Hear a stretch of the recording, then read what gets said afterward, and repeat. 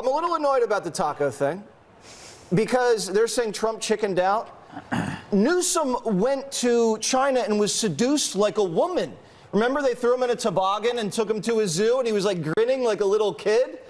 Swalwell's compromised by the Chinese. I mean, this is a very delicate dance we're doing. We just did war games with the Philippines. We just did a missile deal with Japan. We're kicking all of their students out of the country. We have a 30% tariff. They only have a 10% tariff. We're about to raise tariffs on their pharmaceuticals. No one's chickening out, okay? Just let the process play out, you panicins. Welcome to Nerk News. I'm Nerkish. And it looks like the Democrats are back with another political masterstroke straight from high school improv class.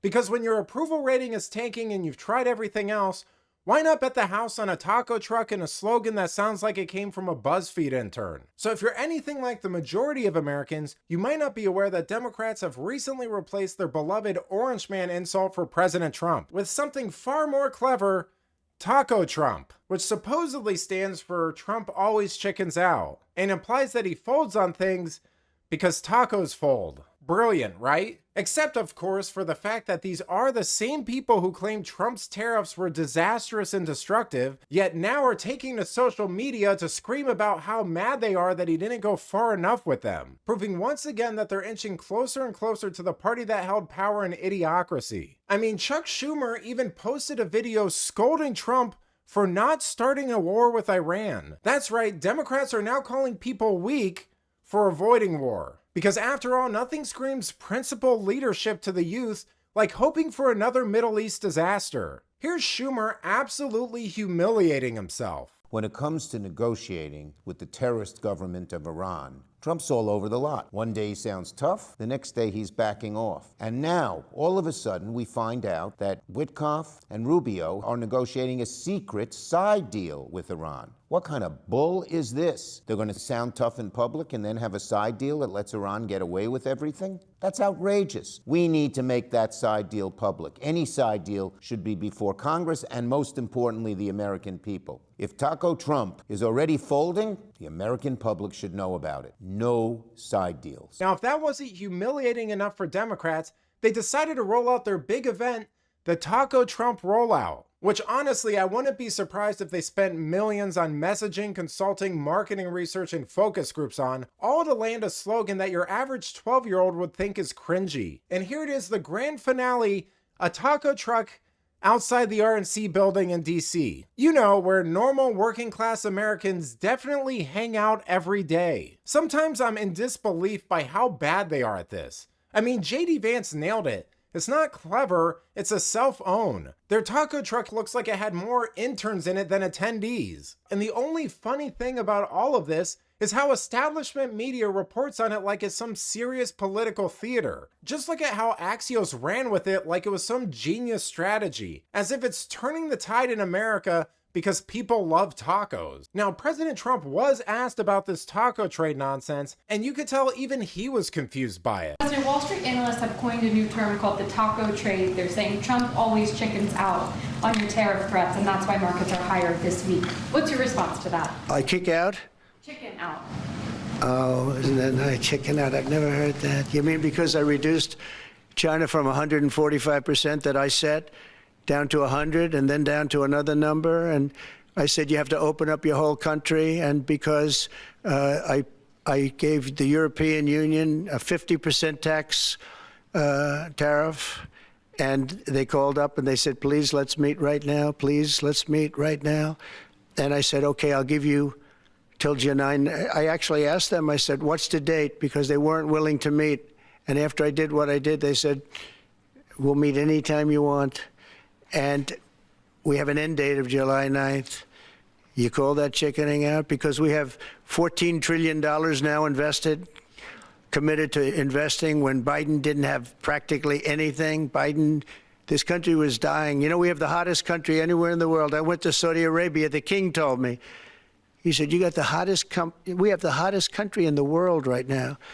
6 months ago, this country was stone cold dead.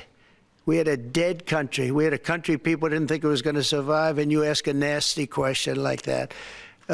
It's called negotiation. You set a number, And if you go down, if I set a number at a ridiculous high number and I go down a little bit, a little bit, they want me to hold that number, 145% tariff. Even I said, man, that really got up. You know how it got? Because of fentanyl and many other things, and you added it up. I said, where are we now? We're at 145%. I said, whoa, that's high. That's high. You've got to marvel at how Democrats' attacks on Trump always end up making him look good. I mean, Trump just brushed it off and then pointed out how his tariff threats actually worked. He set the numbers high, got them to the table, and made deals. I know that's a foreign concept to the left, but that's called negotiation. And since we're on the topic of how bad establishment media is, I've got to point out this Washington Post article that calls the drop in fentanyl a mystery. Yeah, no, Trump told China and Mexico to knock it off. That's not a mystery, that's called results.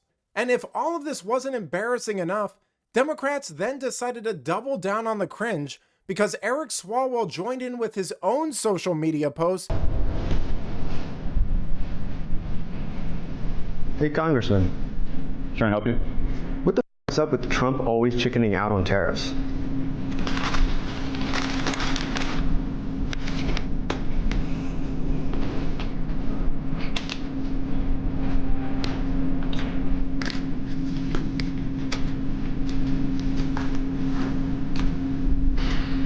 Anything else? Nope, that's it. And of course, while Swalwell was tweeting about tacos and engaging in emoji warfare, he was getting torched in the real world because his recent appearance on The Breakfast Club was going viral and not for the reason he wanted it to. I mean, Charlemagne basically told him point blank to his face that Democrats lied about Biden, and now they're scraping the barrel, trying everything they can except exercising honesty and courage. Why should we ever trust the Democratic Party after they lied to us so long about President Biden? And I'm big on this because I just read the original sentence. I'm just like, I don't see. I think that Democrats have tried every strategy except for two things: honesty and courage. Yeah.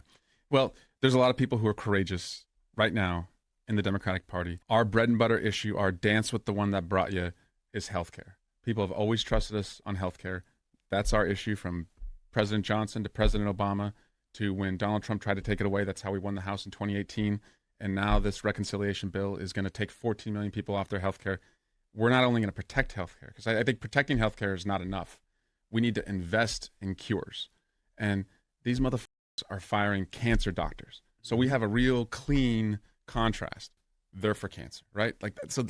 That's why you should trust us, because Americans are going to get a phone call from a doctor to say, I'm sorry, you have cancer. It doesn't come to you, it's going to come to someone you know. You've got to love how Swalwell's new thing is dressing down and cussing all the time to seem like an average American. Because nothing appeals to the young men Democrats are hemorrhaging by the day like forced slang and weird outfits. But let me know what you think. Does Taco Trump prove that Democrats are officially creatively bankrupt? Let me know in the comments, and if you enjoyed this video, please give it a like and subscribe to the channel. That stuff really does help us out. Until then, this has been Nerk News. Thanks for watching. Bye.